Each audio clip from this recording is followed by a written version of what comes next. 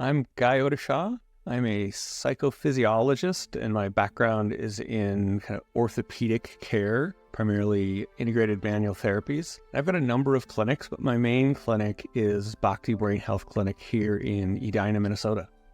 I've chosen to use SNiP Nutrigenomics in my practice because they bring to market a novel solution. So I've been in kind of functional medicine, holistic health, naturopathic medicine for about 35 years. And I ran up one of the biggest integrative clinics in the country, and we had naturopathic doctors and functional medicine doctors and traditional Chinese medicine doctors. And what I saw in the functional medicine space was not as much improvement as we all hoped would happen. And my feeling of kind of the area of genetic SNP and nutrition was just iffy. But when I met Kim and heard about what she's doing with her company, this idea of the genetic SNP, that's not all that novel, but it is really the product that she's bringing to market. So a high quality, customized individual supplement that is working on the epigenetic. To me, that was the major change in the industry that I've been waiting for. SNP's comprehensive genetic reports are very helpful for us in the clinic.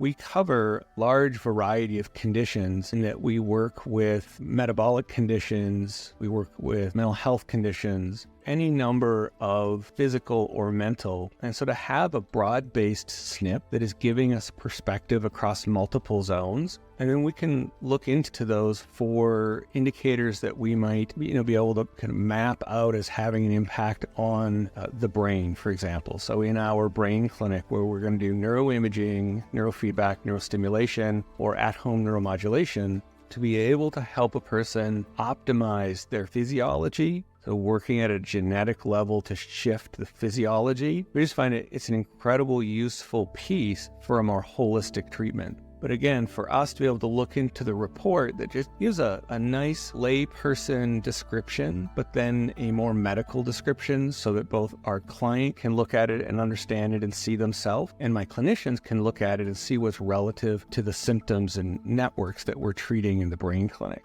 So I find the code complex useful for a number of reasons. One is just the breadth of the micronutrients that are in the formulation, that the formulation is customized to the individual based on their genetic SNP. Along with that, they get a very good base that just fills in for much of what's missing in the average person's nutritional intake. So we've got a very broad spectrum nutrient and then specific nutrients based on that person's genetic SNP. And for many of my clients, in particular, if I think about my neurodegenerative clients, or my dementia, Parkinson's, down that track clients, they might be on 14 different supplements. They might be spending $600 to $1,000 a month on their supplements. And I can come along with the code complex and maybe not replace all, but I can replace a majority of their supplements and bring their price per month down in a really impressive way. The reports that SNiP offers are about as simple but technically correct as you could ask for. They have the color-coded, so you, as a person at home getting your report and you're looking at it, you have a sense of what's not concerning, what's mildly concerning, what's more concerning. So it's color-coded, so that's simple. Add in several summary reports where they'll have a box that simply says, this is what's important for you to know. And they'll put the main sites, the genetic SNPs, in that box.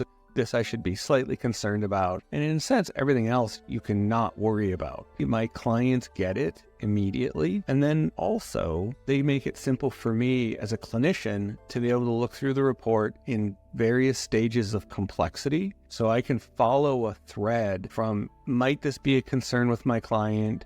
What's the deeper detail? And put together a network from the genetic standpoint that I can scale up from there to the physiology. And then again, if it's in the brain clinic, what's happening in the brain, or what would we predict is likely happening from the genetic level and showing up as impact in the brain.